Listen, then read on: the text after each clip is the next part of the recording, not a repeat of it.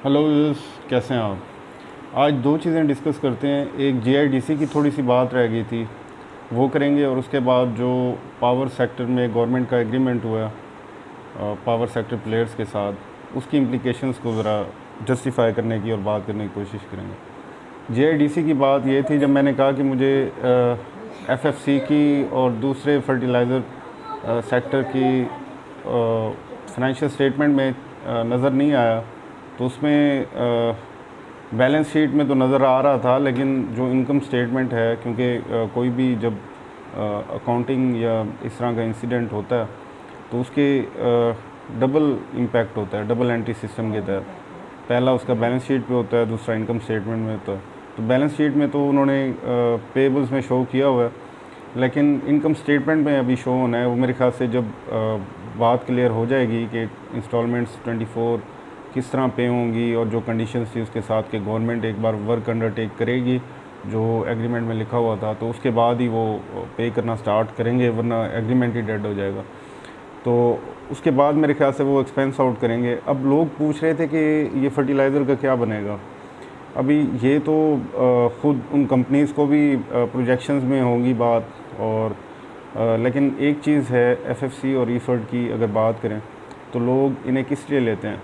लोग इन दो कंपनीज़ को ख़ास तौर पे इसलिए लेते हैं कि ख़ास तौर पे ईफर्ड को कि ओवर 12-13% इसका, बल्कि इससे भी शायद ज़्यादा 15% तक हो, जिस तरह के रेट्स उसके चल रहे हैं। अगर 12-13 रुपये डिविडेंड अपना ये मेंटेन रखे, तो इतना ज़्यादा एक डिविडेंड पे आउट के लिए लेते हैं।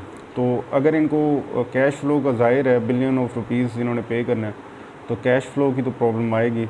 तो फिर तो it would be really difficult for them to maintain the current pay out.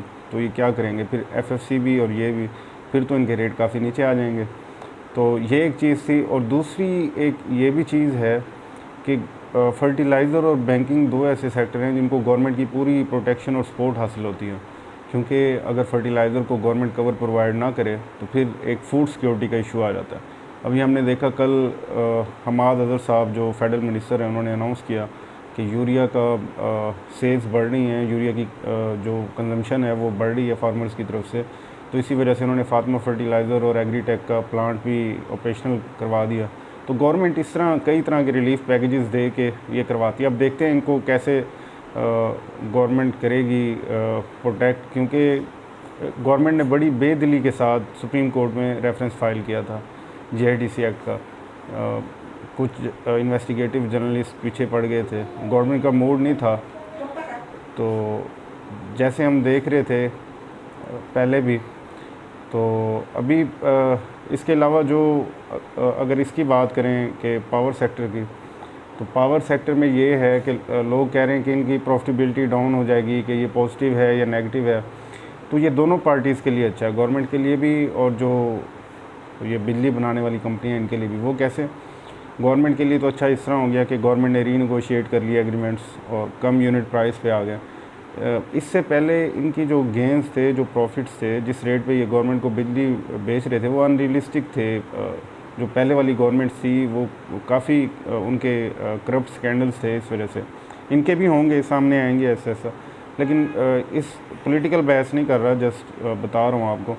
तो वो रीनेगोशिएट होने से एक फ़ायदा तो हो गया गवर्नमेंट को। अब इन पावर प्लांट्स को क्या फ़ायदा है, इनको ये फ़ायदा है कि गवर्नमेंट इस मूड में नहीं थी, दोनों तरफ स्ट्रेन थी काफ़ी कि इनसे आगे बिजली ले, क्योंकि काफ़ी नए प्रोजेक्ट लग रहे हैं, तो गवर्नमेंट स्विच कर सकती थी दूसरी तरफ।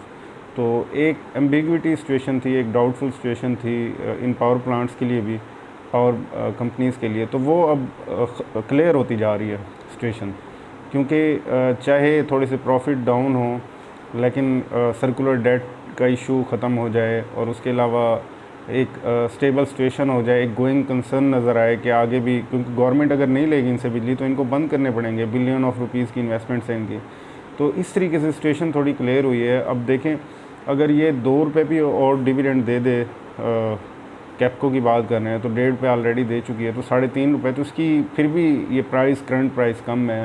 अगर ये बात करें, असम्पशन पे बात कर रहे हैं, अगर ये दें तो इसी तरह निशात पावर है और बाकी चीज़ें भी हैं इस तरह।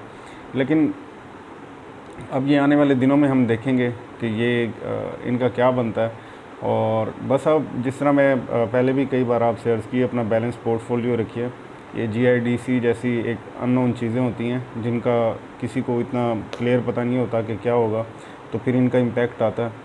तो अगर कैश पड़ो तो उसको यूटिलाइज़ कीजिए। लेकिन अगर आप वैसे सबसे सिंपल एक लेमैन के लिए जो नया इन्वेस्टर है, बस बेस्ट हेजिंग टेक्निक यही है कि कैश का एक पोर्शन हर वक्त बचा के रखिए।